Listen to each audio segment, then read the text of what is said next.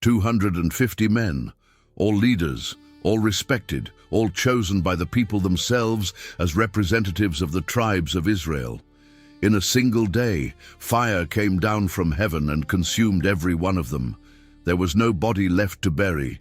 This is the story of the rebellion that provoked God's most violent response in the wilderness. To understand what happened that day, you need to go back a few months. Israel had just received the worst news possible. The 12 spies sent to explore Canaan had returned.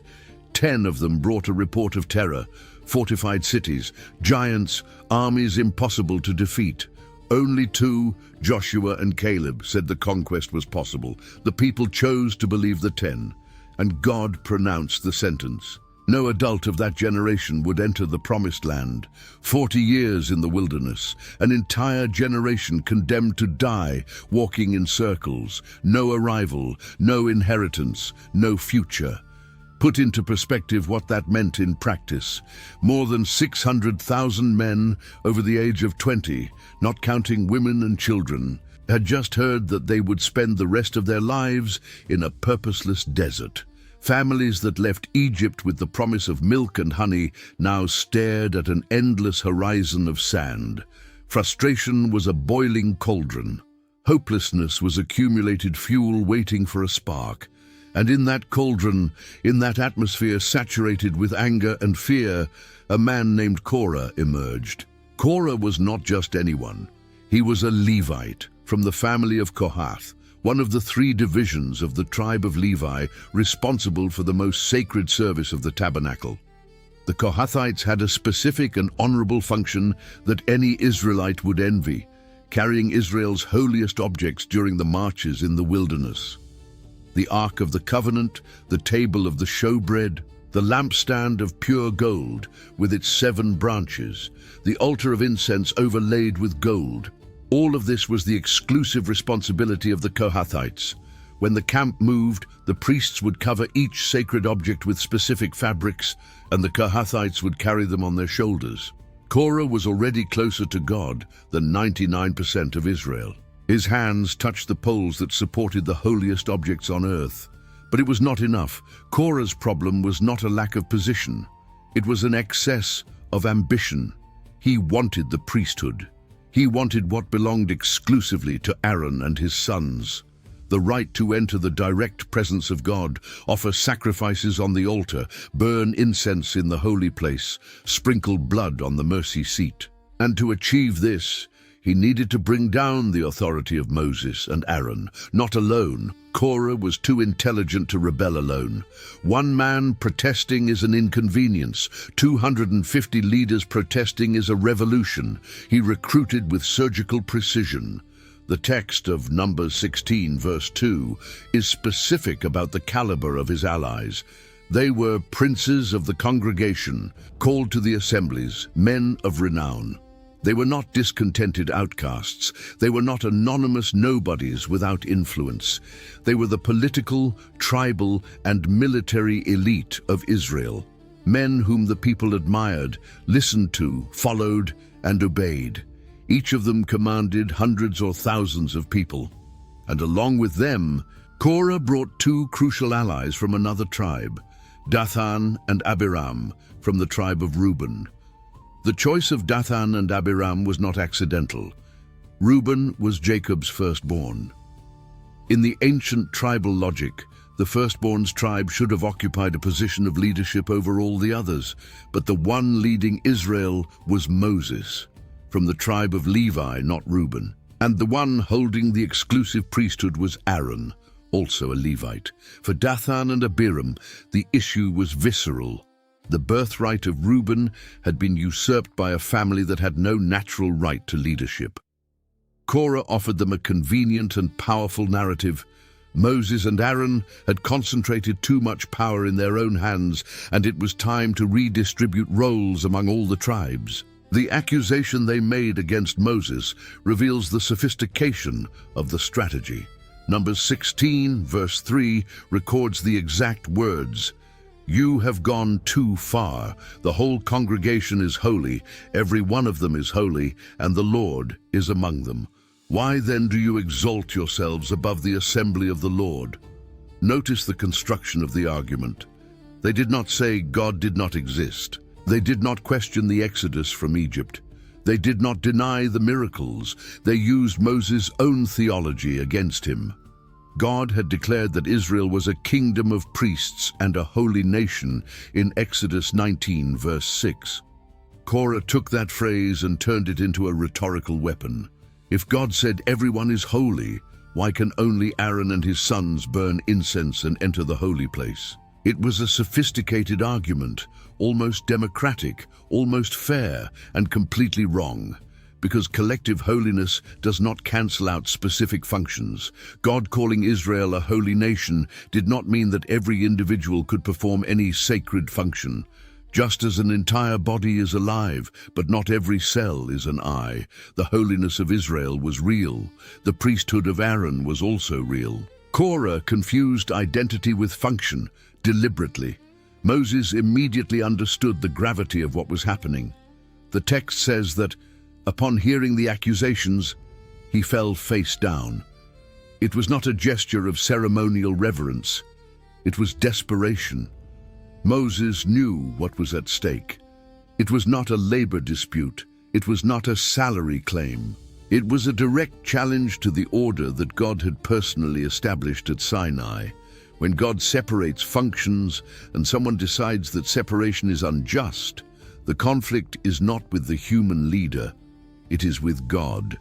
And Moses knew God well enough to know how he responded to direct challenges. Moses' response was brilliant in its strategic simplicity. He did not argue. He did not defend his 40-year resume. He did not list the plagues of Egypt, the parting of the Red Sea, or the daily manna as proof of his legitimacy. He said only, "Tomorrow the Lord will show who is his and who is holy." And he proposed a test that eliminated all subjectivity. Each of the 250 leaders was to take a bronze censer, put fire and incense in it, and present himself before the entrance of the tabernacle. Aaron would do the same, and God, not Moses, not the people, not a council, God would choose whom he accepted. Think about what Moses did with that proposal. He removed himself entirely from the equation. He transformed a political dispute between men into an exclusively divine decision. If Korah was right, God would accept the incense of the 250 and reject Aaron's. If Moses was right, God would respond in another way. No persuasive speech, no popular vote, no evaluation committee. Fire from heaven would decide. And fire from heaven does not lie, does not negotiate, and does not play politics. The night that followed must have been the most tense in the history of the Israelite camp. 250 men preparing bronze censers. Families divided between supporting the rebellion or standing with Moses. Whispered conversations between tents. Alliances being made and broken. The entire camp choosing sides in a conflict that the following morning would have a definitive resolution. Korah probably spent the night convincing more people, solidifying alliances among the tribes, rehearsing his victory speech. He did not expect to lose. No one mobilizes 250 leaders expecting to be consumed by fire. When the sun rose over the desert, 253 men stood before the entrance of the tabernacle. 250 rebels, Korah and Aaron, each one holding a bronze censer, each censer with coals and incense burning, smoke rising from 253 points simultaneously. And the entire congregation of Israel, men, women, children, more than 2 million people, gathered to watch. It was the most public trial the wilderness had ever witnessed. There was no way to hide the result. There was no way to reinterpret it. The heavens would respond before everyone. But before the fire, there was a final attempt at resolution. Moses sent for Dathan and Abiram to come to the tabernacle and present themselves along with the others. They refused. They did not even leave their tents. The response they sent is recorded in Numbers 16, verses 13 and 14, and it reveals the level of resentment that had been fermenting for months.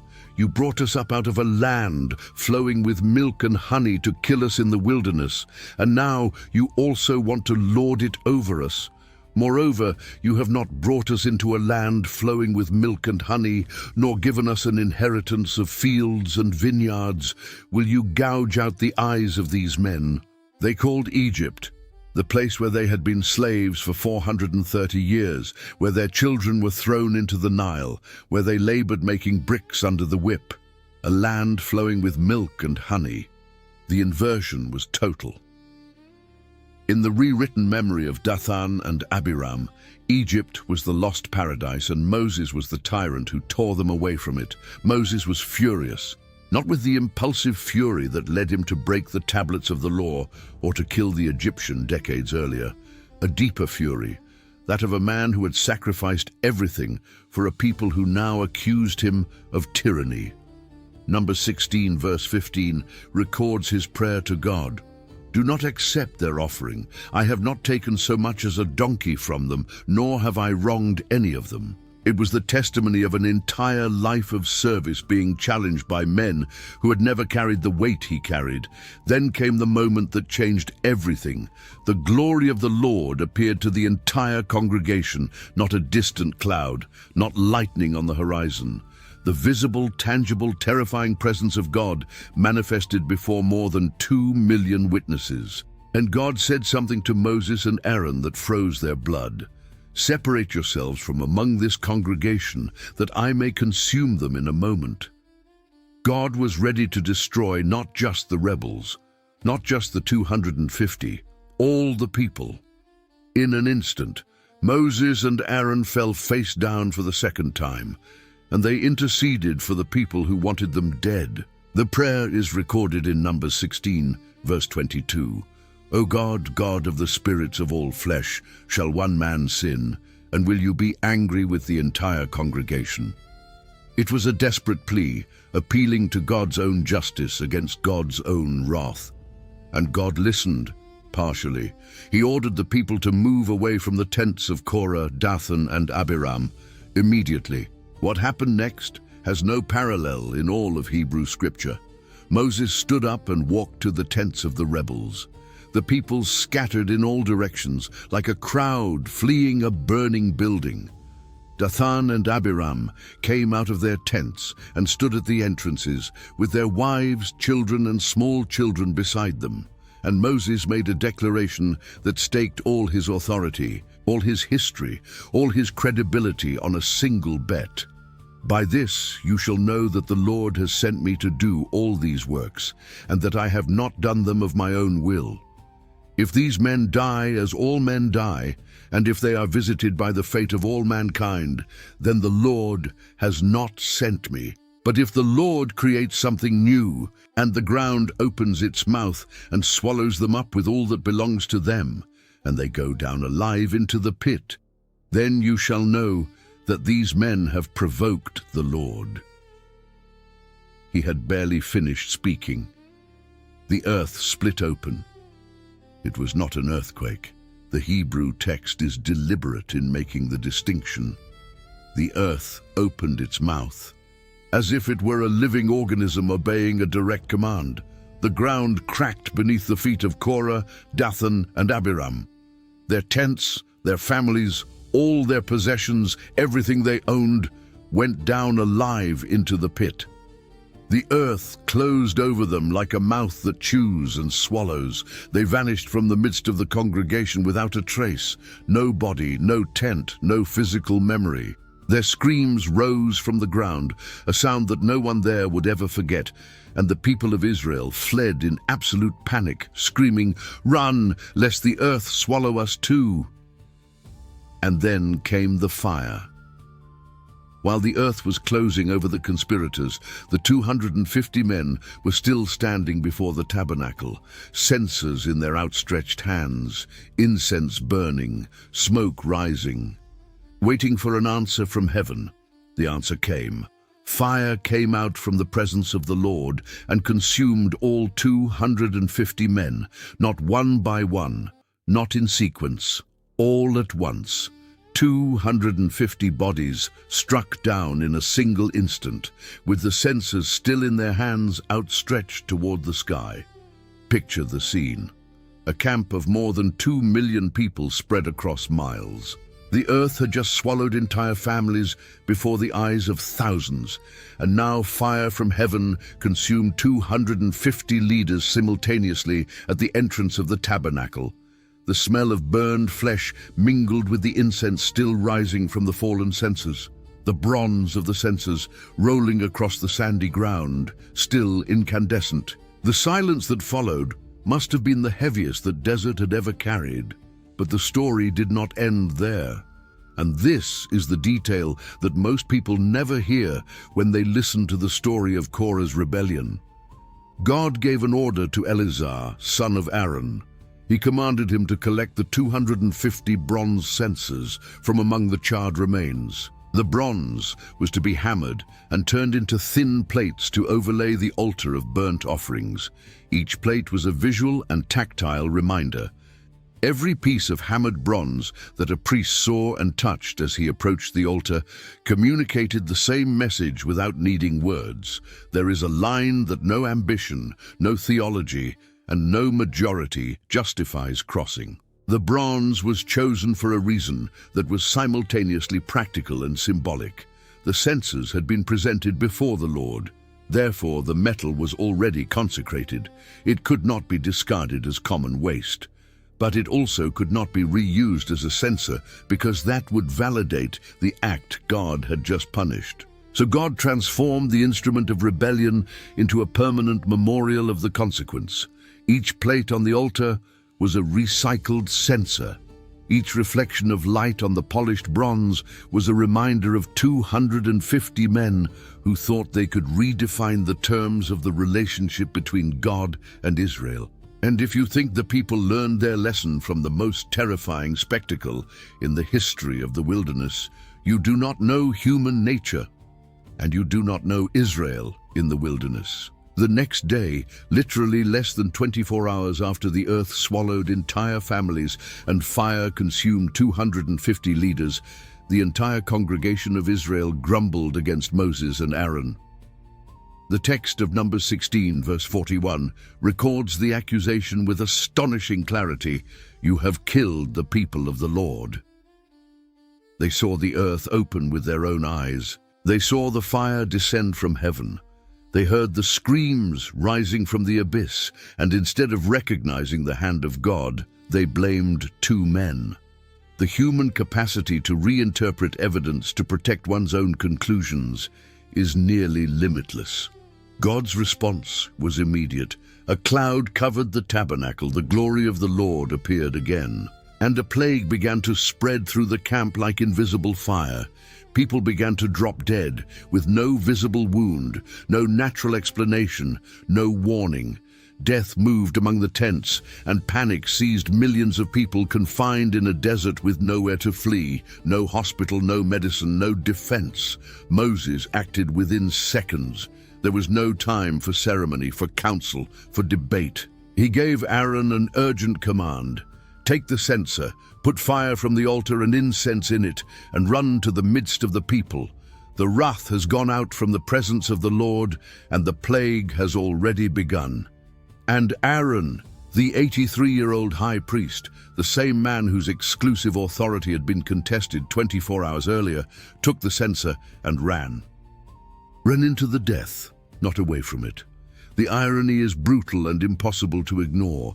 The incense that killed the 250 in unauthorized hands now saved the people in the hands of the high priest. The same bronze instrument, the same fire taken from the altar, the same aromatic incense, absolutely opposite results. Aaron physically placed himself between the dead and the living. The text is literal. He stood on the line where the plague was advancing, and the destruction stopped. But not before killing 14,700 people. 14,700. In addition to all who died the day before. Add up the numbers of this tragedy. The earth swallowed Korah, Dathan, Abiram, and their families, Rabbinic records and estimates based on the average size of patriarchal families suggest between 30 and 50 people. The fire consumed 250 leaders. The plague the following day killed 14,700. In the space of 48 hours, nearly 15,000 people died. To put it in perspective, that was more than many complete battles that Israel would face in the following decades during the conquest of Canaan. But God had still not finished establishing the matter of priestly authority in a definitive way. After the plague, there came one last test: quiet, without fire, without destruction, without... God commanded each of the 12 tribes to present a staff with the name of the tribal leader written on it. 12 dry, cut, dead staffs. The staff for the tribe of Levi bore Aaron's name. All were placed before the Ark of the Covenant, inside the Holy of Holies, overnight, without witnesses, without any possible human interference. The following morning, Moses entered the tabernacle and found Aaron's staff transformed. Not merely budded, the text details 3 simultaneous stages: buds, open blossoms, and ripe almonds. A dry staff, cut from the tree, biologically dead, producing complete fruit overnight. 3 stages of growth that would normally take weeks occurred in hours. The other 11 staffs remained exactly as they were: dry, dead, inert, unchanged. The message was impossible to relativize. The choice of Aaron was not Moses' politics, was not family nepotism, was not administrative convenience. It was God's supernatural decision. The budded staff received an extraordinary order of preservation. God commanded that it be kept permanently before the Ark of the Covenant as a testimony for future generations. Along with the tablets of the law that God wrote with his own finger and the pot of manna that fed Israel for 40 years, Aaron's staff became one of the 3 most sacred objects of Israel. 3 objects at the heart of the most holy place: the law that God revealed, the food that God provided, and the authority that God chose, each one non-negotiable. To understand why the divine response was so extreme, earth opening, fire descending, plague devastating, you need to understand what incense represented in Israel's worship system. It was not aromatic decoration. It was not atmosphere for worship. The incense burned on the golden altar inside the holy place of the tabernacle, symbolized the prayers and worship of the people ascending to the presence of God. The book of Revelation, chapter 5, verse 8, confirms this symbolism millennia later. The golden bowls full of incense are explicitly identified as the prayers of the saints. Burning incense was the most intimate, most sacred, most restricted act of Israelite worship. It was the sensory bridge between the human and the divine. And bridges have guardians. Those guardians were exclusively the sons of Aaron. Only they could burn incense on the golden altar, not the common Levites, however faithful they might be, not the tribal leaders, however respected they might be, not the prophets, however anointed they might be. The restriction was absolute and came with a terrifying precedent that all of Israel knew. Nadab and Abihu, Aaron's 2 eldest sons, had offered what Leviticus 10 calls strange fire before the Lord, unauthorized incense, probably with fire that did not come from the altar as prescribed. Fire went out from the presence of God and consumed them instantly. The 2 sons of the high priest killed on the day of the tabernacle's inauguration, before the entire nation. If the sons of the high priest himself were not immune to the consequences of offering incense outside the established rules, how did 250 men who were not even Levites think they would come out unscathed? This precedent makes Korah's audacity almost incomprehensible. All of Israel knew what happened to Nadab and Abihu. The story was recent. Korah knew, the 250 knew, and yet they took bronze censers, filled them with coals and incense, and marched to the entrance of the tabernacle. That was not ignorance, it was calculated defiance. They genuinely believed that Moses had fabricated the priestly rules to benefit his own family, that the exclusivity of Aaron's priesthood was human politics disguised as divine commandment, and they were willing to bet their own lives on that conviction. They bet, and they lost. There is a layer in this narrative that escapes most superficial readings and transforms Korah's rebellion from a political event into a family tragedy. Korah was a cousin of Moses and Aaron. All were grandsons of Kohath, great-grandsons of Levi. The genealogy recorded in Exodus 6 confirms Kohath fathered Amram and Izhar, among others. Amram fathered Moses and Aaron. Izhar fathered Korah, first cousins. The rebellion was not of strangers against distant leaders. It was family against family. Korah grew up alongside Moses and Aaron. He knew their personal weaknesses, their moments of doubt, their failures, and he used that intimacy to undermine their authority before the people. The most devastating blow always comes from someone close enough to know the vulnerabilities. The logistics of the conspiracy also deserve attention. Coordinating 250 leaders from different tribes in a camp that stretched for miles required meticulous planning. Discreet meetings between tents at night, messengers circulating among the tribal sectors, alignment of arguments so that everyone would say the same thing when confronted. Korah did not improvise in a moment of anger. He planned for weeks, possibly months. He recruited systematically, choosing men of real influence one by one until he built a base of support impossible to ignore. When he presented himself before Moses, he was not a lone man protesting. He was the leader of an organized movement with branches across multiple tribes. And it is precisely for this reason that God's response was proportional to the magnitude of the threat. It was not an individual sin of a frustrated man. It was a structured insurrection against the order that sustained Israel as a functional nation in the wilderness. If Korah had won, the precedent would have been irreversible. Any person with enough political support could claim any sacred function. The priesthood would lose all meaning. The ceremonial laws of Leviticus would become optional suggestions. And the organizational structure that kept more than 2 million people functioning as a community in the middle of a hostile desert would dissolve into competitive chaos. Think about the real scale of the Israelite camp to grasp what was at stake. 12 tribes organized in specific military formation around the central tabernacle, each tribe with a fixed geographical position: Judah, Issachar, and Zebulun to the east, Reuben, Simeon, and Gad to the south, Ephraim, Manasseh, and Benjamin to the west, Dan, Asher, and Naphtali to the north. The Levites in the center forming a protective ring between the people and the tabernacle.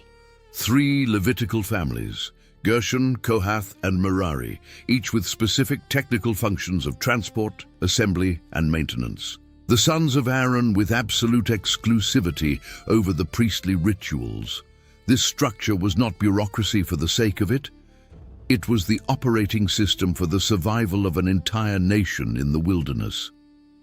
God responded in 3 distinct ways to 3 distinct groups, and the differentiation was not arbitrary. Korah, Dathan, and Abiram, the intellectual architects of the conspiracy, were swallowed by the earth.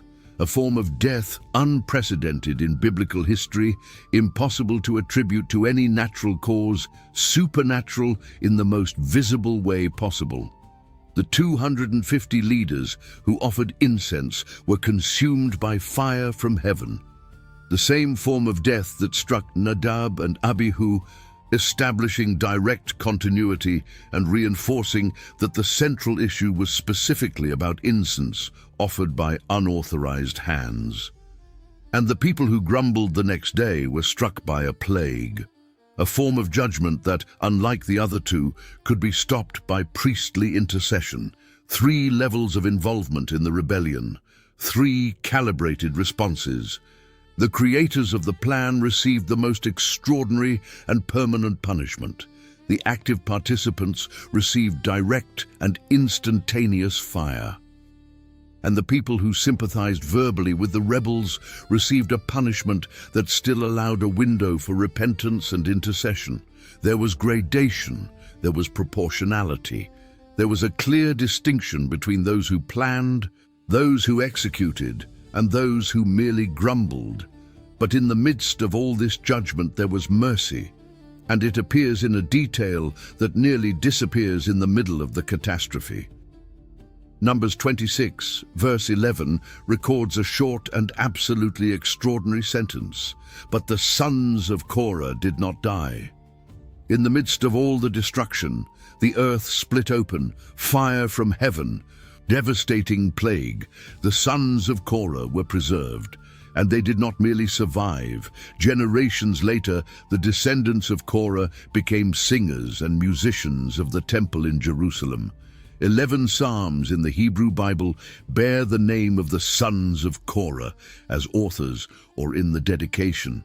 Among them, Psalm 42. As the deer pants for streams of water, so my soul pants for you, O God. Oh, and Psalm 84. How lovely is your dwelling place, Lord of hosts. The descendants of the man who tried to force his way into God's presence wrote some of the most profound poems about longing for God's presence. The lineage that should have ended in ashes was transformed into one of the principal families of worship in Israel. It is the kind of narrative twist that no human editor would invent, because it is too good to be fiction and too unlikely to be an accident. The record of Numbers 16 is one of the most detailed accounts of divine judgment in all of the Hebrew Bible.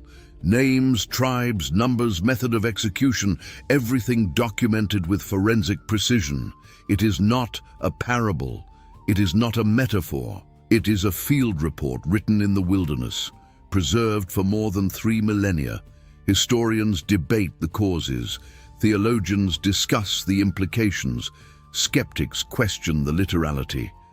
But the text remains unchanged, indelible, uncomfortable.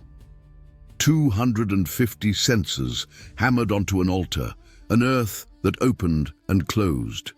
14,700 dead in a plague that only stopped when a man ran into the middle of the crowd with fire in his hands.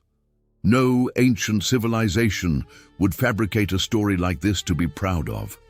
This is the kind of story a people only preserves when they believe that every word is true.